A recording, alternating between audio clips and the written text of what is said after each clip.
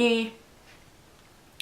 Hey guys, so you know what really gets my goat? Wait, so what you're saying is you have a goat. No, I mean, yes, metaphorically speaking. So you have a metaphorical goat. You know you could have anything metaphorically speaking, right? And yet you chose a goat? Are you done? Man, sometimes I just don't get you. Right, well, anyway, the thing that really gets that bothers me is when other people think of things before I do. It seems like every day I watch a new YouTuber, or I listen to a new band, or I read a new book, and I just think to myself, come on, why didn't you think of that first? So I've determined that there are really only two options left if I'm going to maintain my creative sanity. Either one, I can stop consuming any all media for the rest of my life, or two, I can stop creating and thinking altogether until the end of my days. But I don't really want to do either of those things. I mean, thinking back, consuming books and music and YouTube videos was the very thing that imbued me with the desire to do some creating of my own in the first place. And now that I've gotten a taste of what it feels like to create something that you're truly proud of, I just don't think that I could live without that feeling at this point. So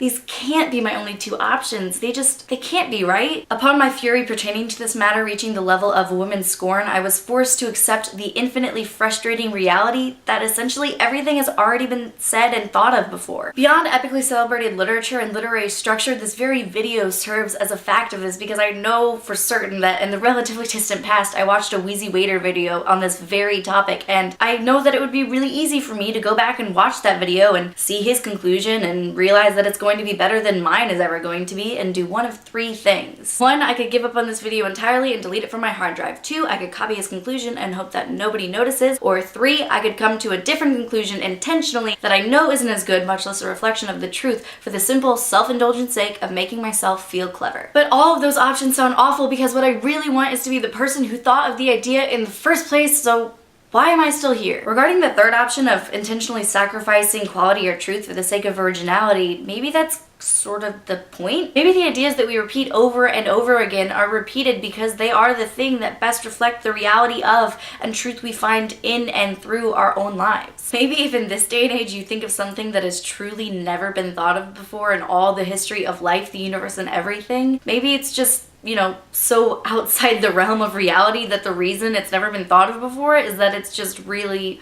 really stupid. I know a few people whose primary job is to invent and renovate new surgical tools and methods, and I asked them if these very questions and ideas that I just presented to you all ever inhibit their process, and they gave me a very interesting and almost frustratingly well-balanced answer that I totally should have thought of first, but whatever. Basically, they said they try to work in partnerships wherein one guy is sort of uninhibited by an extensive knowledge of the things that have already been tried and failed as they pertain to whatever problem it is they're trying to solve, whereas the other guy knows any and everything as it pertains to the science and the history and smells related to the project. I mean, come on, they work in medical device development. I imagine smells are at least a minor component. While this extensive knowledge might inhibit the second guy from coming up with the same quantity of ideas as his counterpart, it instead enables him to guide the first guy's brain train into the imagination station with the most potential. And yeah, those words just came out of my mouth. What are you gonna do about it? All this in mind, it seems like the ideas I posed at the beginning of this video forming my utterly horrific ultimatum weren't so far off base after all, at least not when used in a well-balanced tandem. Tandem? I hardly know him. How are we even the same person? Oh, come on, don't act like you don't think you're hilarious. Sorry, just ignore me. I'm functioning on very little sleep right now. Speak for myself. Oh my gosh, I'm making it so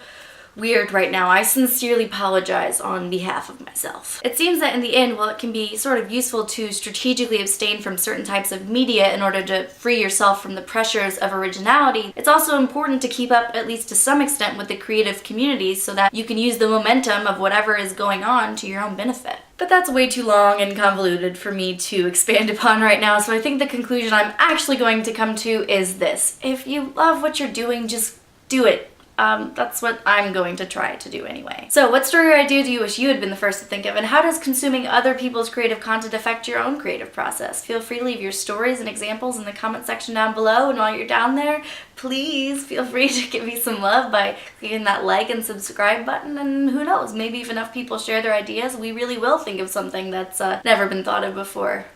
I mean, probably not, but either way, that's what the internet's for. Right? How are we even the same person?